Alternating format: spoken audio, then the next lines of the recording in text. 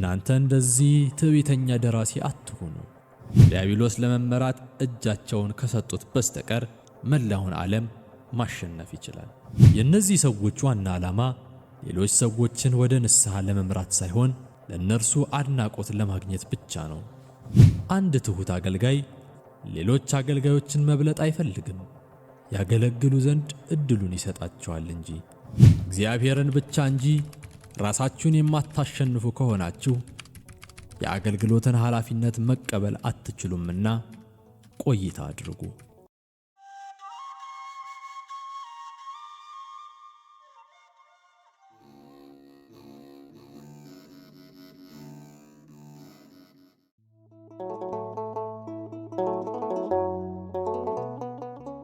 በስመ አብ ወወልድ ወመንፈስ ቅዱስ አሃዱ አምላክ አሜን።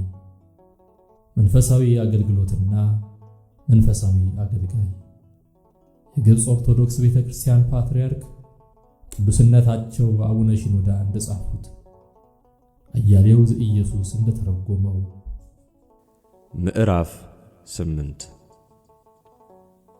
ቀና የማነቃቃት ሥራና የግለሰብ ሥራ። ቀና የማነቃቃት ሥራ በመንፈሳዊ ሕይወታችንና በአገልግሎታችን ውስጥ ለማነቃቃትና ለቀና እንቅስቃሴዎች ጥንቃቄ ልናደርግ ይገባናል። ይሁን እንጂ እኛ የራሳችንና የሌሎችን ሰዎች ሕይወት ስናነቃቃ ከመንፈስ ቅዱስ ኅብረት ጋር እያነቃቃን መሆናችንን ልንገነዘብ ይገባናል። በዚህ ጊዜ ግን ዲያብሎስ መካከል ጣልቃ ገብቶ ባተሌ የምንሆንባቸውና ከመንፈሳዊ ሥራ የምንወድቅባቸውን ቀና የሆኑ ነገሮች ያስተዋውቀናል። ስለሆነም ብልህ የሆነ ሰው ከቀና እንቅስቃሴው የሚያዘገየውን ማንኛውንም ቀና ነገር ግን ተካፋይነት የሌለውን ነገር ማስገባት አይፈቅድም።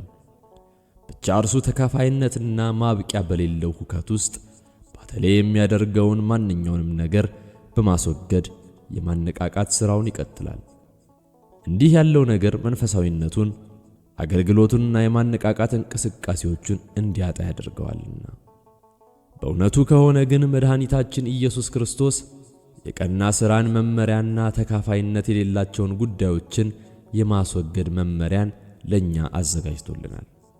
እርሱ በዚህ ምድር ላይ ሥጋን ለብሶ በቆየበት ሙሉ ጊዜ ውስጥ አገልግሎቱን ሲጀምር ማኅበረሰቡ ዘንድ ብዛት ያላቸው ስህተቶች ወይም ጥፋቶች ነበሩ። እነዚህ ስህተቶች ከአለቆች፣ ከጻፎች፣ ከፈሪሳውያን፣ ከሰዱቃውያን፣ ከሕግ አዋቂዎች፣ ከካህናት፣ ከሽማግሌዎች ወዘተ ጋር የተገናኙ ነበሩ። ከዚህ በተጨማሪ ሌሎች ሰዎች ማለትም እንደ ሄሮድስ፣ ጲላጦስ፣ ቀራጮች፣ አለቆችና ብዛት ያላቸው ሌሎች ሰዎች ባተሌ የሆኑባቸውን ሌሎች ብዛት ያላቸው ስህተቶች ነበሩ። ይሁን እንጂ መድኃኒታችን ኢየሱስ ክርስቶስ እነዚህን ሰዎች ጠርቶ ስለ ስህተቶቻቸው ማብራሪያ በመስጠት ጊዜውን አላባከነም። ለቀና ሥራ ትኩረት ሰጠ እንጂ። የእርሱ ትኩረት በመስበክና በማስተማር እንዲሁም ለተቸገሩት፣ ላዘኑትና ለታመሙት ርኅራኄ በማድረግ ላይ ነበር። መጽሐፍ ቅዱስ ስለ እርሱ እንዲህ በማለት ይመሰክራል። እርሱም መልካምን እያደረገ ለዲያብሎስም የተገዙትን ሁሉ እየፈወሰ ዞረ። የሐዋርያት ሥራ ምዕራፍ 10 ቁጥር 38። ኢየሱስም በምኵራቦቻቸው እያስተማረ የመንግሥትንም ወንጌል እየሰበከ በሕዝብም ያለውን ደዌና ሕማም እየፈወሰ በገሊላ ሁሉ ይዞር ነበር። ማቴዎስ ወንጌል ምዕራፍ 4 ቁጥር 23። እርሱ ሲዞርም እንዲህ እያለ ይናገር ነበር። ዘመኑ ተፈጸመ፣ የእግዚአብሔርም መንግሥት ቀርባለች፣ ንስሐ ግቡ፣ በወንጌልም እመኑ እያለ ወደ ገሊላ መጣ። የማርቆስ ወንጌል ምዕራፍ 1 ቁጥር 15። ጌታችን በማንኛውም ጊዜ ውስጥ ይሠራ ነበር። ያለማቋረጥ ያስተምር ነበር፣ ሕዝቡንም ይንከባከብ ነበር። እርሱ ብዙ ሕዝብ በተመለከተ ጊዜ እረኛ እንደሌላቸው በጎች ተጨንቀው ተጥለውም ነበርና አዘነላቸው። የማቴዎስ ወንጌል ምዕራፍ 9 ቁጥር 36። እርሱ በተራራ ላይ፣ በሜዳ ላይ፣ ገለልተኛ በሆኑ ስፍራዎች ላይ፣ በቤቶች ውስጥ፣ በባህር አጠገብና በማንኛውም ስፍራ ላይ ሰብኳል። እርሱ ራሱን የሚያስጠጋበት ምንም አይነት ቦታ ሳይኖረው ለሕዝቡ ይራራና ይንከባከባቸው ነበር። ሉቃስ ወንጌል ምዕራፍ 9 ቁጥር 58። መድኃኒታችን ኢየሱስ ክርስቶስ በቀረጥ ሰብሳቢዎች ችግር ጊዜውን አላባከንም። በመሆኑም ቀራጮች እንዴት ከሕዝቡ ገንዘብ ይሰበስቡና እነርሱን ይጨቁኑ እንደነበር አልተመራመረም። ሐናና ቀያፋ ወይም ምኵራቦቹ ምን ይሰሩ እንደነበር ለማወቅም ጊዜውን አላጠፋም። የእርሱ ብቸኛ አትኩሮት ሕዝቡ እርሱን እንዴት ማስተማር እንዳለበትና እንዴትስ እርሱን መንከባከብ እንዳለበት ላይ ነበር። እርሱ በዚህ አይነት መንገድ ጨለማውን ከምታማርር ሻማውን አብራ የሚለውን አባባል በተግባር አሳይቶናል። በእርግጥም ሻማ ካበራን ከጨለማው ጋር ምንም አይነት ግብ ሳንገጥም ወይም ቀና ስራችን ሳይስተጓጎል ጨለማው ይገለጣል። አንዳንድ ሰዎች እንዴት ኢየሱስ ክርስቶስ ተካፋይ ባልሆኑ ጉዳዮች ላይ ጊዜውን አላባከነም ብለን መናገር እንችላለን? እርሱ ጻፎችና ፈሪሳውያንን ገስጿቸው የለም እንዴ በማለት ይጠይቃሉ። እርሱ እነርሱን እንዲህ ብሏቸዋል፣ እናንተ ግብዞች ጻፎችና ፈሪሳውያን መንግሥተ ሰማያትን በሰው ፊት ስለምትዘጉ ወዮላችሁ። እናንተ አትገቡም፣ የሚገቡትንም እንዳይገቡ ትከለክላላችሁ። ዕውሮች መሪዎች ወዮላችሁ፣ ከገሃነም ፍርድ እንዴት ልታመልጡ ትችላላችሁ? ማቴዎስ ወንጌል ምዕራፍ 23 ቁጥር 13 እስከ 33። ክርስቶስ ካህናትንም እንዲህ ብሏቸዋል፣ የእግዚአብሔር መንግሥት ከእናንተ ትወሰዳለች፣ ፍሬዋንም ለሚያደርግ ሕዝብ ትሰጣለች። ማቴዎስ ወንጌል ምዕራፍ 21 ቁጥር 43። ጌታ ሰዱቃውያንና ሕግ አዋቂዎችንም ተቃውሟቸዋል። ማቴዎስ ወንጌል ምዕራፍ 22። እርሱ የገንዘብ ለዋጮችን ገበታዎችና ወንበሮች በመገለባበጥ ቤተ መቅደሱን አንጽቷል። እንዲህም በማለት ተናግሯቸዋል፣ ቤቴ የጸሎት ቤት ትባላለች ተብሎ ተጽፏል፣ እናንተ ግን የወንበዶች ዋሻ አደረጋችኋት። ማቴዎስ ወንጌል ምዕራፍ 21 12 እና 13። መድኃኒታችን ኢየሱስ ክርስቶስ ይህን ሁሉ ያደረገው መሪዎችን በመጨረሻው ሳምንት ውስጥ ለመለወጥና ቤተ ክርስቲያኑን ከእነርሱ ሥልጣን ነፃ ለማውጣት ነበር። ይህ ሁሉ የተከናወነው ከሆሳዕና አንስቶ ትንሣኤ ከመድረሱ በፊት በነበሩት 2 ቀናትና ከጎልጎታ አስቀድሞ በነበሩት ጥቂት ቀናት ውስጥ ነበር። ማቴዎስ ወንጌል ምዕራፍ 26 ቁጥር 2። ስለሆነም ከስቅለቱ በፊት የነበረውን መንፈሳዊ አመራር መለወጥ አስፈላጊ ጉዳይ ነበር።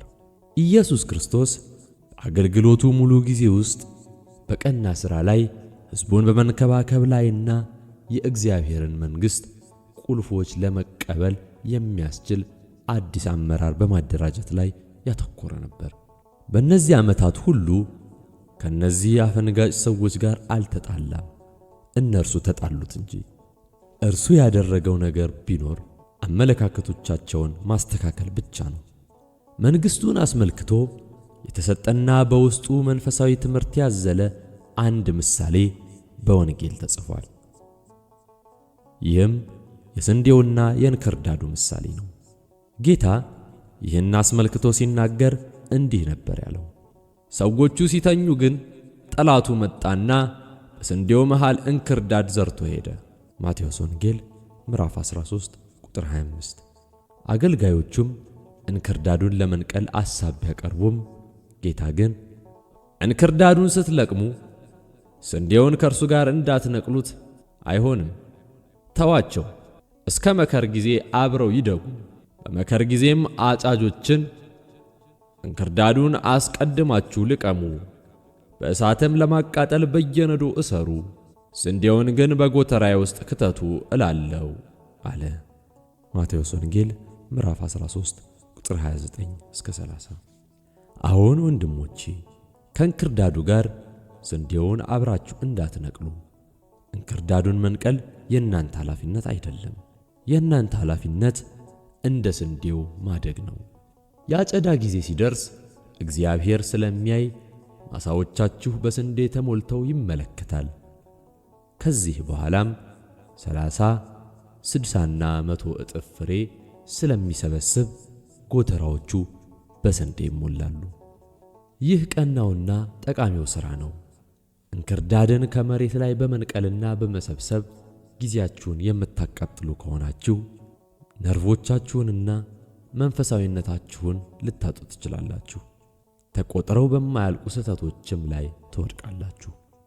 ይህ ደግሞ በተሐድሶ ስም ስድብን፣ እርግማንንና ማዋረድን የሚጠቀሙ ሰዎችን ያስታውሰናል።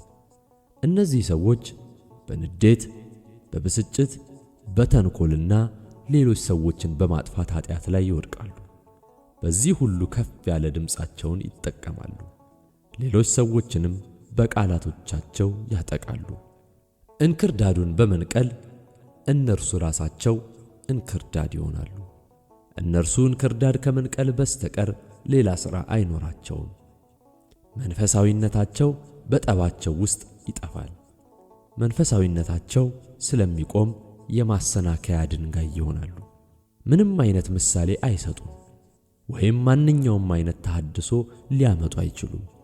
እነርሱና ሕዝቡ እንክርዳዱን ስትለቅሙ ስንዴውን ከእርሱ ጋር እንዳትነቅሉት አይሆንም በማለት ኢየሱስ ክርስቶስ የተናገራቸውን ቃላት በጥበብ ሊገነዘቡ ይገባቸዋል።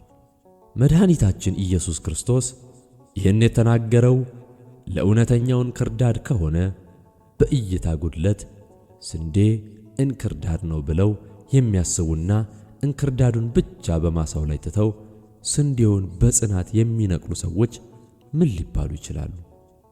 የማሳው ባለቤት የሚሰበስበውና በየጎተራዎቹ የሚከተው ስንዴ ሊኖረው ይችላልን? እናንተ ራሳችሁ ስንዴ ሁኑ እንጂ እንክርዳድ በመሰብሰብ ባተሌ እንዳትሆኑ አስተውሉ። እንክርዳድን መንቀል የሚወዱ ሰዎች ውስጣዊ ሰላማቸውን፣ የዋህነታቸውንና ትሑትነታቸውን ያጣሉ። ከሌሎች ሰዎች ጋር ያላቸውንም ሰላም ያጣሉ። እነዚህ ሰዎች ዘወትር ቁጡ፣ ንዴተኞች፣ ቁጣቸውን በሁሉም ሰው ላይ የሚያዥጎደጉዱ፣ የሌሎች ሰዎችን ስህተቶችና ጥፋቶች ብቻ ነቅሰው የሚናገሩ ሆነው ይቀራሉ። እነርሱ ሁልጊዜ ማንኛውንም ነገር የሚመለከቱት ደነዝ አድርገው ስለሆነ በመንገዳቸው ላይ ያለውን ማንኛውንም ነገር ለማቃጠል በቁጣና በጠብ የሚፈነጣጠቅ እሳት ሆነው ይለወጣሉ። እነዚህ ሰዎች የሌሎች ሰዎችን ስህተቶች ሲመረምሩ የራሳቸውን ስህተቶች ይዘነጋሉ። የእግዚአብሔር ሰው የሆንከው አንተ ግን ለመንግሥቱ በመነቃቃት ላይ ትኩረት በመስጠት በየዋህነት፣ በአርምሞ፣ በትሑት ልብ እና ሁሉንም ሰው በመውደድ ኑር። አገልጋይ እንደመሆናችሁ ቀና ሥራችሁ ማነጽ መሆኑን ሐዋርያው ቅዱስ ጳውሎስ ሲናገር ሁሉ ለማነጽ ይሁን አንደኛ ቆሮንቶስ ምዕራፍ 14 ቁጥር 26 ብሏል። የሚገነባ ሁሉ ዘወትር ወደ ላይ ከፍ ይላል፣ የሚያፈርስ ግን ዘወትር ቁልቁል ይወርዳል ወይም ይወድቃል። እንክርዳዶችን ስትነቅል በአንተ ውስጥ ያለውን ስንዴና በሚሰሙ ሰዎች ውስጥ ያለውን ስንዴ በመንቀል ላይ መሆንህን እወቅ።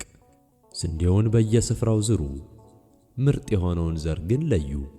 ፍቅርን በእያንዳንዱ ሰው ልብ ውስጥ ትከሉ። የሚያጽናና ተስፋ የሚሰጥና ጥቅም የሚሰጡ ቃላቶችን ተናገሩ። ክፉዎችን እንኳን ለማሸነፍ ሞክሩ፣ እነርሱንም በፍቅር አሸንፏቸው። ይህን ማለት ግን ለክፉ ሥራ እጃችሁን ስጡ ወይም ታዘዙለት ማለት አይደለም። ይህን በማድረግ እናንተ ራሳችሁ የመልካም ሰው ተቃራኒ ትሆናላችሁና። ተካፋይነት ወይም ታዛዥነት በሌላቸው ነገሮች ኃይላችሁን አታባክኑ። ዲያብሎስ ይህን የመሰሉ ነገሮችን ሲያቀርብላችሁና በእነዚህ ነገሮች ባተሌ እንድትሆኑ ሊያደርጋችሁ ዘወትር ዝግጁ ነውና። እርሱ በየዕለቱ ሐሜቶችና ወሬዎችን ሊያቀርብላችሁ ዝግጁ ነው። ከነዚህ በተጨማሪ ችግሮችን፣ ጥሎችንና መከራዎችን ያቀርብላችኋል። እርሱ የሰዎችን ምስጢርና አስተሳሰብ ሊገልጥላችሁ ዘወትር ዝግጁ ነው። በልባችሁ ውስጥ ለእርሱ ቦታ ከሰጣችሁት ትበሳጫላችሁ፣ ትጨናነቃላችሁ። ራሳችሁንም ከዚህ ሁሉ ነገር ጋር ምን ላደርግ ነው ብላችሁ ጠይቁት። የኔ ጊዜ የተቀደሰው ለአገልግሎት ነው። ለእግዚአብሔር የተገባውን ጊዜ ልሰርቅና ተካፋይነት በሌላቸው ነገሮች ላይ ላባክነው አልችልም በሉ። እንደ አውሮፓውያኑ ዘመን አቆጣጠር በ19ኛው መቶ ክፍለ ዘመን ማብቂያና በ20ኛው መቶ ክፍለ ዘመን መጀመሪያ ላይ የተከናወነውን ነገር ምሳሌ አድርጌ ላቀርብላችሁ እወዳለሁ። በዚያን ጊዜ የነበረው አገልግሎት ብዛት ያላቸው ችግሮች ነበሩበት። ሰባኪያንና የተማሩ ካህናት አልነበሩም። በመሆኑም በቤተ ክርስቲያን ድካም ሌሎች የሃይማኖት ድርጅቶች ያድጉ ጀመር። በዚህ ጊዜ መለያየትና ውስጣዊ ጠብ ተስፋፋ። ጥቂት ሰዎች ስድብን፣ ነቀፌታንና ማጎሳቆልን በይፋ ሲጠቀሙ፣ ሌሎቹ ደግሞ በፍርድ ቤት ለሕግ ጉዳዮች ከፍተኛ ገንዘብ በማባከን ቤተ ክርስቲያንን ይዋጓት ጀመር። ሌሎች ግን ስለነበረው ጉዳይ ያለማቋረጥ ያነቡ ነበር። ይሁን እንጂ እነዚህ ሁሉ ነገሮች ምንም አይነት ጥቅም አልነበራቸውም። ቤተ ክርስቲያንን ከስድብ፣ ከትችት፣ ከማጎሳቆል፣ ከመከፋፈል፣ ከፍርድ ቤት ወይም ከልቅሶ የተጠቀመችው ነገር አልነበራትም። ታዲያ ለውጥ እንዴት ሊመጣ ቻለ? ለውጥ የመጣው እንደ አውሮፓውያኑ አቆጣጠር በ20ኛው መቶ ክፍለ ዘመን የአገልግሎት መሪ በነበረው በሐቢብ ጊዮርጊስ ቀና ሥራ አማካኝነት እንደሆነ ይታመናል። እርሱ በዘመኑ በነበሩት ስህተቶች ውስጥ ራሱን ሳያስገባ ሥራ ጀመረ። በወቅቱ 2 የመሠረት ድንጋዮችን በዚያ አቆመ፣ ለሰንበት ትምህርት ቤትና ለመንፈሳዊ ትምህርት ኮሌጅ። ሕንፃዎቹን መገንባት እንደጀመረ ሕንፃዎቹ በየዕለቱ እጅግ ያድጉ ነበር። ከዚህ በኋላ በአውደ ምሕረትና በየአብያተ ክርስቲያናቱ፣ በየማኅበረሰቡ፣ በየሰንበት ትምህርት ቤቱና በየመንደሩ መስበክ የጀመሩ ታላቅ ቁጥር ያላቸው አገልጋዮች ተገለጡ። ሐቢብ ጊዮርጊስም ይህን እየተመለከተ ሕዝብህ ፈቃድህን በመፈጸም በበረከትህ በሺዎች በ10 ሺዎችና በ100 ሺዎች የሚቆጠሩ ይሁኑ በማለት ይዘምር ነበር። እርሱ በጉድለቶች ላይ ነቀፌታ አልሰነዘረም። ቤተ ክርስቲያንን የሚጎሏትን ነገሮች ለማቅረብ ሥራ ሠራ እንጂ። ቤተ ክርስቲያን ሰባኪያን ይጎድሏት ነበር። አብዛኞቹ ካህናት አባቶች ከበዓላት መጻሕፍት ብቻ የሚያነቡ ስለነበሩ የመስበክ ችሎታ አልነበራቸውም። ሐቢብ ጊዮርጊስ ግን ይህን ዓለም በቤተ ክርስቲያን እንባ አልሞላውም። ይልቁንም ሰባኪያንና አገልጋዮችን ማደራጀት ጀመረ እንጂ። የመንፈሳዊው ኮሌጅ ተማሪዎች የሰባኪያን ማኅበር እንዲያቋቁሙ አድርጓቸዋል። እነዚህ ተማሪዎች ደግሞ በካይሮ፣ በጊዛ እና በሌሎች ከከተማ ወጣ ባሉ ቦታዎች ላይ 84 ቅርንጫፎችን ሊያቋቁሙ ችለዋል። ሐቢብ ጊዮርጊስ ሕፃናትና ወጣቶች አንድ እንኳን የሚያስተምራቸው ሰው ማጣታቸውን ሲመለከትም ከዚህ ተነስቶ ቤተ ክርስቲያንን ለመተቸት ወይም ለመንቀፍ አልወደደም። በሁሉም ስፍራ የተስፋፉትን የሰንበት ትምህርት ቤቶች አቋቋመ እንጂ። ከዚህ ሌላ ለየትምህርት ቤቶችና ለቤተ ክርስቲያን ትምህርት ቤቶች መጻሕፍትን አዘጋጅቷል።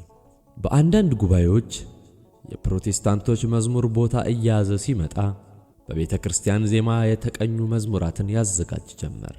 የእርሱ አገልግሎት በሁሉም መስክ ይተስፋፋ ነበር። በአሁኑ ጊዜ ተካፋይነት የሌላቸው ነገሮች ተረስተዋል።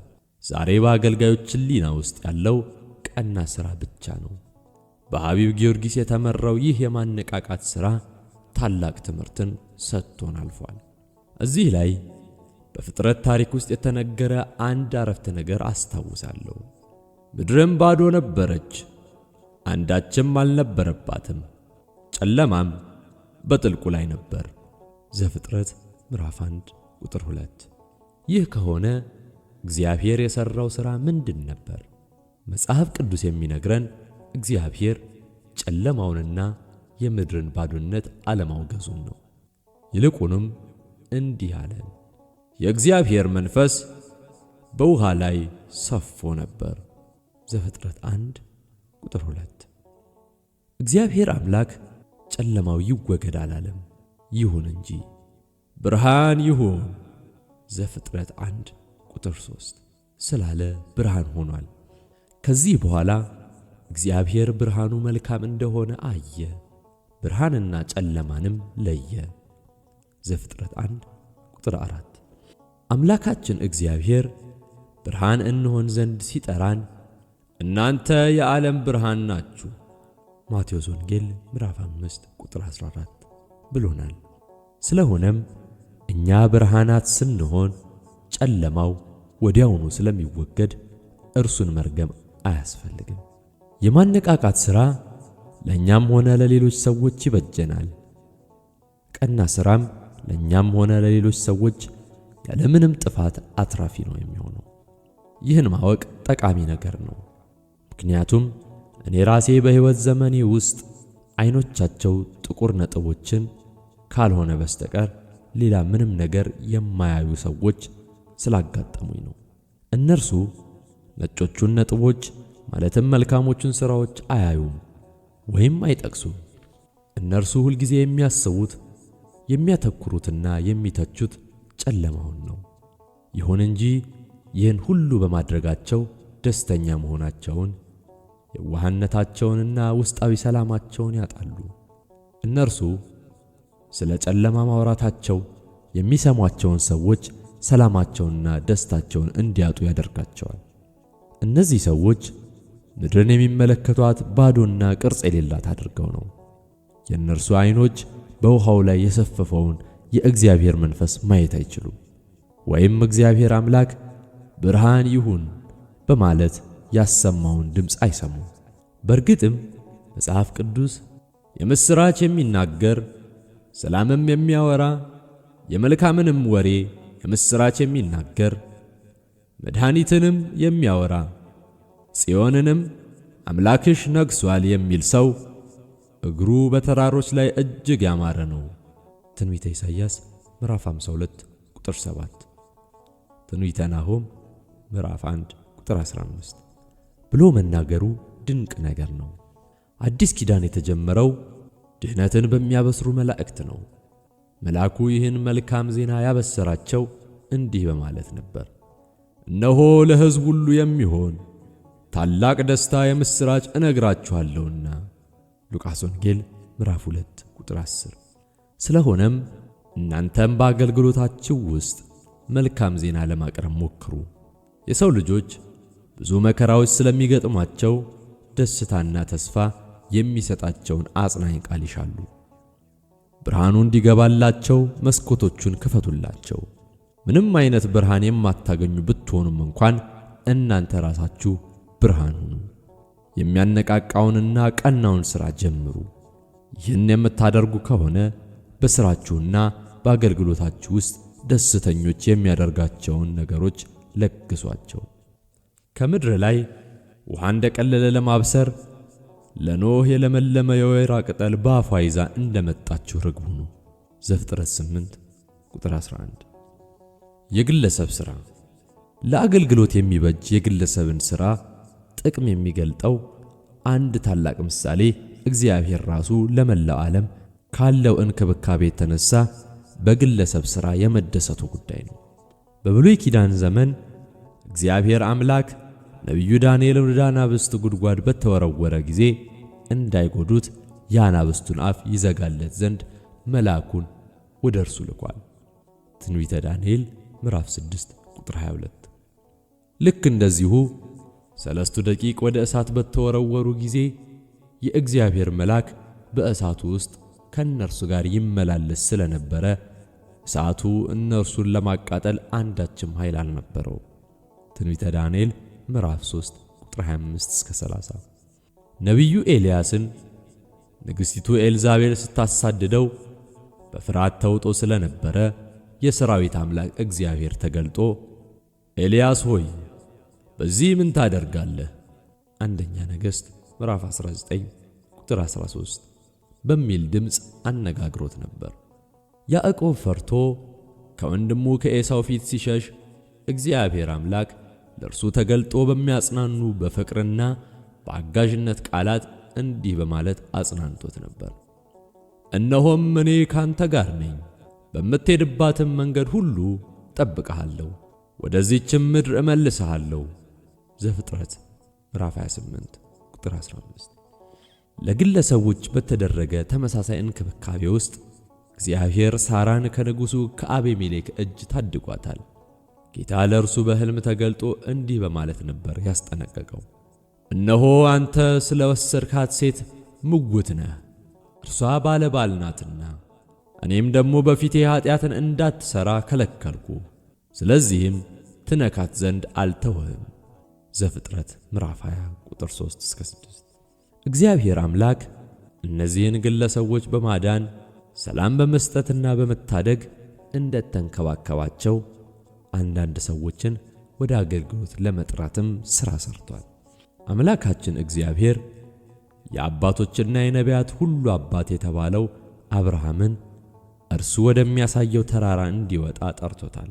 ከዚህ በኋላ የምድር ነገዶችም ሁሉ በአንተ ይባረካሉ ዘፍጥረት 12 ቁጥር 1-3 በማለት ባርኮታል፣ ለበረከትም አድርጎታል። እግዚአብሔር ሙሴን ከምትቃጠለው ቁጥቋጦ መካከል ጠርቶታል። በዚህ ጊዜ ሙሴ አፈ ኮልታፋና ምላሰ ጸያፍ ሰው ነኝ በማለት ምክንያት ቢያቀርብም እግዚአብሔር አምላክ ወንድሙ አሮን አፍ የሆነው ዘንድ ሰጥቶታል። እንዲህ ነበር ያለው፣ አንተም ትናገረዋለህ፣ ቃሉንም በአፉ ታደርገዋለህ። እኔ ከአፍህና ከአፉ ጋር እሆናለሁ፣ የምታደርጉትንም አስተምራችኋለሁ።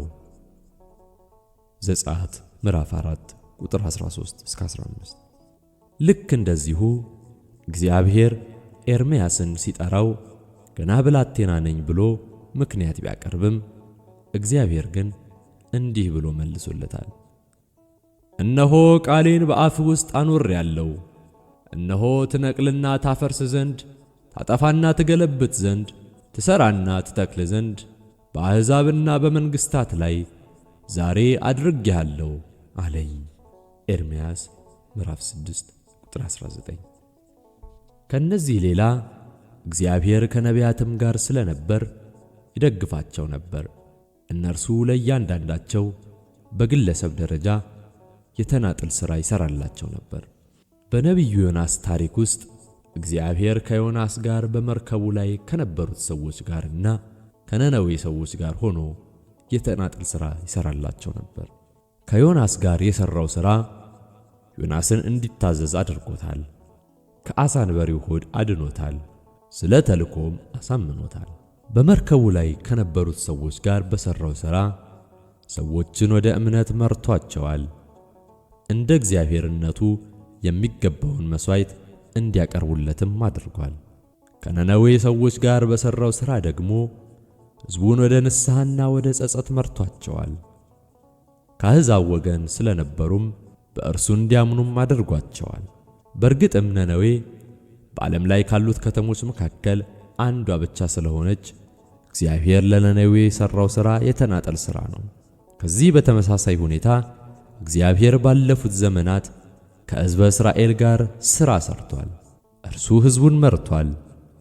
ነቢያት ሕጉንና ቃል ኪዳኑን ልኮላቸዋል። ድንቆችና ተአምራትን አድርጎላቸዋል። በቅጣቱም ቀጥቷቸዋል። እስራኤል በዓለም ላይ ካሉት ከተሞች ሁሉ መካከል አንዲቷ ከተማ ናት። እርሱ ለእነርሱ የሠራላቸው ሥራ የተናጠል ሥራ ነው። እግዚአብሔር አምላክ በብሉይ ኪዳን ዘመን የሠራቸው ሥራዎች እጅግ ብዙ ናቸው። አሁን ግን ወደ ሌላው ነጥብ ማለትም ወደ አዲስ ኪዳን ሥራዎቹ እንሸጋገራለን። ኢየሱስ ክርስቶስና ለግለሰቦች የሠራቸው ሥራዎቹ። መድኃኒታችን ኢየሱስ ክርስቶስ 5 እንጀራና 2 ዓሣ ባበረከተበት ተአምሩ ውስጥ እጅግ ብዙ በነበሩት ሰዎች መካከል የሚኖረው ተልኮና በሺህ ሰዎች መካከል የሚኖረው ተልኮ ለየቅል ነበር። እርሱ ከሴቶችና ከሕፃናት በስተቀር 5000 ወንዶችን መግቦ ነበርና። ማቴዎስ ወንጌል ምዕራፍ 14 ቁጥር 21። በተለያዩ ቦታዎች ላይ እጅግ በጣም ብዙ ሰዎች ከብዛታቸው የተነሳ ያጨናንቁት ነበር። ሉቃስ ወንጌል ምዕራፍ 8 ቁጥር 42 እና 45፣ ማርቆስ ወንጌል ምዕራፍ 5 ቁጥር 24 እና 31። 4 ሰዎች ጣሪያውን ነድለው በጌታ ፊት ከነ አልጋው ያወረዱት ሽባ ሰው ታሪክ ከዚህ ጋር ተመሳሳይ ነው። ማርቆስ ወንጌል ምዕራፍ 2 ቁጥር 2 እስከ 4። ጌታ ይህንን ሥራ በብዙ ሕዝብ መካከል ቢያደርግም ለግለሰቦችም ተመሳሳይ ሥራ ሰርቷል። እርሱ አንዱ ግለሰብ በብዙ ሰዎች መካከል እንዲጠፋ አልወደደም። ለዚህ የመጀመሪያ ምሳሌ የሚሆነን ቀራጩ ዘኬዎስ ነው። ሕዝቡ ኢየሱስ ክርስቶስን ስላጨናነቁትና ዘኬዎስም ስለ ሕዝቡ ብዛት እርሱን መመልከት ስላልቻለ እርሱን ለማየት ሲል የሾላ ዛፍ ላይ ወጥቶ ነበር። ይህ ይሁን እንጂ ጌታ በዚያ ሁሉ ሕዝብ መካከል በመቆም ዘኬዎስን በስሙ ጠርቶታል፣ ወደ ቤቱም ገብቷል። ከዚህ በኋላም ስለ እርሱ እንዲህ በማለት ተናግሯል። እርሱ ደግሞ የአብርሃም ልጅ ነውና ዛሬ ለዚህ ቤት መዳን ሆኖለታል። ሉቃስ ወንጌል ምዕራፍ 19 ቁጥር 9። ጌታ ይህን በማድረጉም ዘኬዎስ ንስሐ ገብቷል። በግፍ የወሰደውንም 4 እጥፍ አድርጎ መልሷል። ልክ እንደዚሁ ጌታ እግዚአብሔር ለኒቆዲሞስም በግለሰብ ደረጃ ሥራ ሰርቷል። ኒቆዲሞስ ከክርስቶስ ጋር ይገናኝ የነበረው በሌሊት ነበር። ኒቆዲሞስ ከክርስቶስ ጋር ይገናኝ የነበረው በሌሊት ነበር።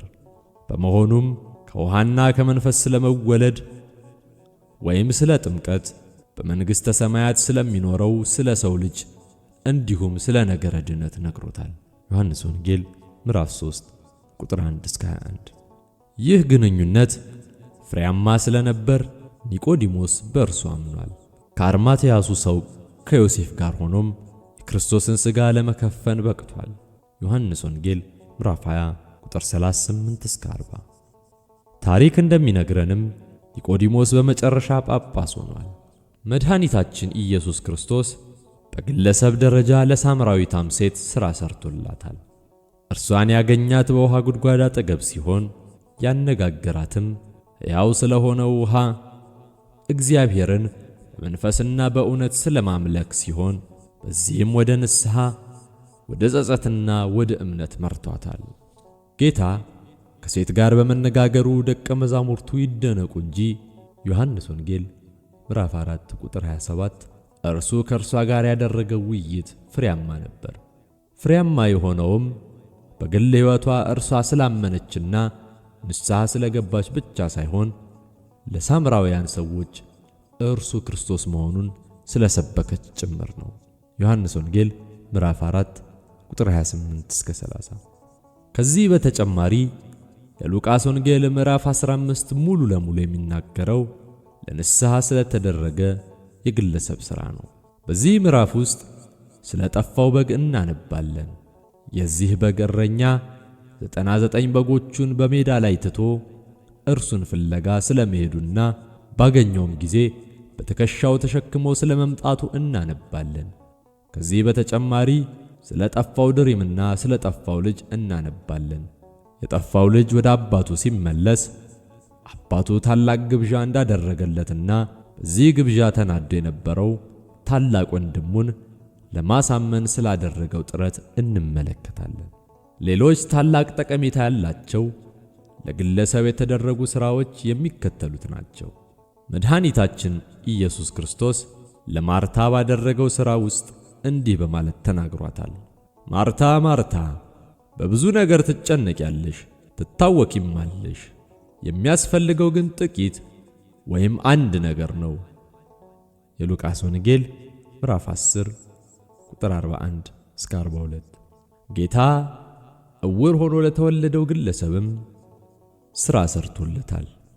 ክርስቶስ ይህን ሰው ከፈወሰው በኋላ አይሁድ ከምኵራባቸው ቢያስወጡትም እርሱ ተገልጦለት ወደ እምነት ጠርቶታል።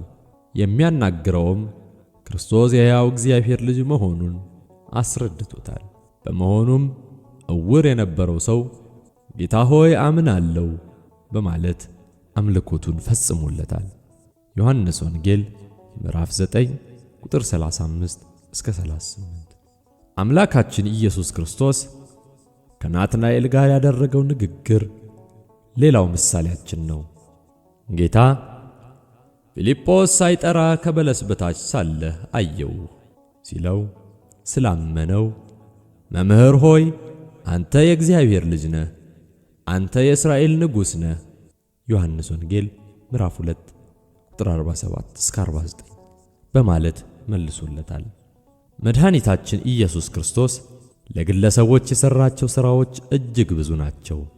እርሱ ከ12ቱ ሐዋርያቱ ለጴጥሮስ፣ ለያዕቆብና ለዮሐንስ ወይም በደብረ ታቦር ተራራ ላይ ለተገለጡት ለሙሴና ለኤልያስ እንዲሁም ለሌሎች ብዙ ሰዎች ሰርቷል።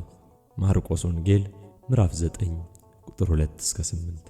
ኢየሱስ ክርስቶስ ከትንሣኤው በኋላ ለግለሰቦች የሠራቸውን ሥራዎች ልንዘነጋቸው አንችልም። ከእነርሱም እርሱ ለሁለቱ የኤማውስ መንገደኞች ተገልጦ ከሙሴና ከነቢያት ሁሉ ጀምሮ ስለ እርሱ በመጻሕፍት ሁሉ የተጻፈውን ተረጎመላቸው። ሉቃስ ወንጌል ምዕራፍ 24 ቁጥር 27። ክርስቶስ ለቶማስ ተገልጦ ከጥርጥሩ ታድጎታል።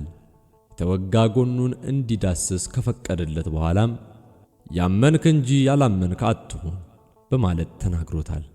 ዮሐንስ ወንጌል ምዕራፍ 20 ቁጥር 26 እስከ 29። ጌታ ከአንድም 3 ጊዜ ጌታን ከመቃብር ወስደውታል፣ ወዴትም እንዳኖሩት አናውቅም።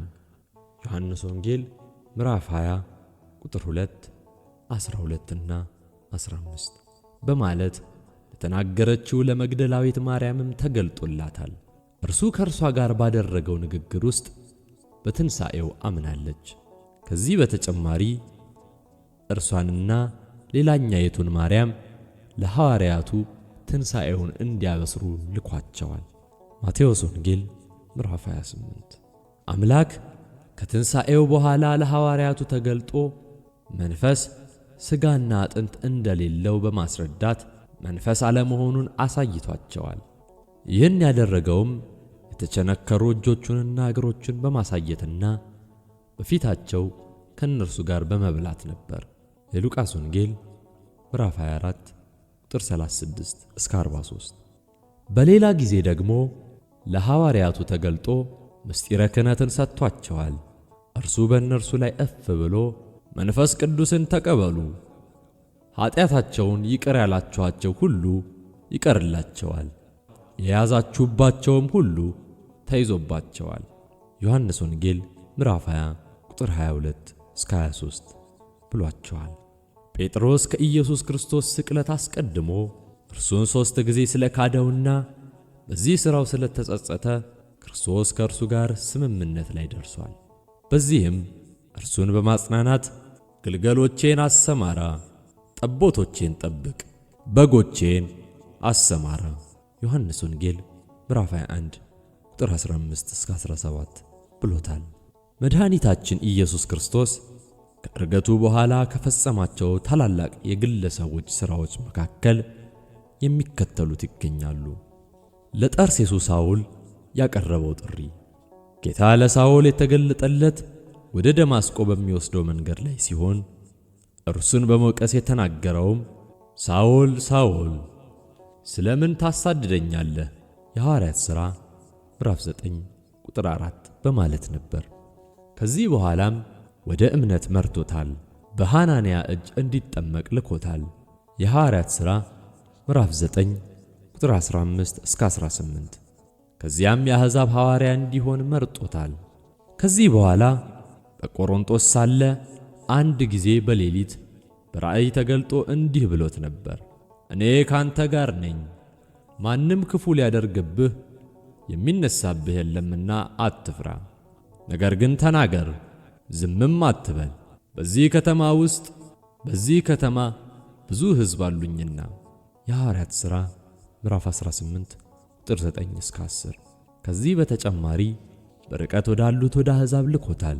የሐዋርያት ሥራ ምዕራፍ 22 ቁጥር 21። እግዚአብሔር አምላክ በድጋሚ በሁለተኛው ሌሊት ተገልጦም ጳውሎስ ሆይ በኢየሩሳሌም ለእኔ እንደመሰከርክ እንዲሁ በሮሜም ትመሰክርልኝ ዘንድ ይገባሃልና አይዞህ የሐዋርያት ሥራ ምዕራፍ 23 ቁጥር 11 ብሎታል። በዚህ መሠረት ቅዱስ ጳውሎስ የተናገረውን ትእዛዝ ተቀብሎ ቤተ ክርስቲያንን ለመመስረት ወደ ሮም ሄዷል። በዚያም በተከራየው ቤት 2 ዓመት ሙሉ ተቀመጠ። ወደ እርሱ የሚመጡትን ሁሉ ይቀበል ነበር። ማንም ሳይከለክለው የእግዚአብሔርን መንግሥት እየሰበከ ስለ ጌታ ስለ ኢየሱስ ክርስቶስ እጅግ ገልጦ ያስተምር ነበር። የሐዋርያት ሥራ ምዕራፍ 28 ቁጥር 30 እስከ 31። መድኃኒታችን ኢየሱስ ክርስቶስ ለግለሰቦች ከፈጸማቸው ታላላቅ ሥራዎች መካከል አንዱ መስቀል ላይ ሳለ ከእርሱ በስተቀኝ ለተሰቀለው ወንበዴ የሠራው ሥራ ነው። ጌታ በዚህ ወንበዴ ላይ ያሳደረው ተጽዕኖ እጅግ ታላቅ ስለነበር ወንበዴው በእርሱ በማመን ጌታ ሆይ በመንግሥት በመጣህ ጊዜ አስበኝ ሉቃስ ወንጌል ምዕራፍ 23 ቁጥር 42 እስከ 43 ብሎ ለመናገር በቅቷል። ጌታም እውነት እልሃለሁ ዛሬ ከኔ ጋር በገነት ትሆናለህ በማለት መልሶለታል። በእርግጥም ጌታ እንደተናገረው አድርጎለታል። ምዕራፍ 8 ክፍል 2 ይቀጥላል።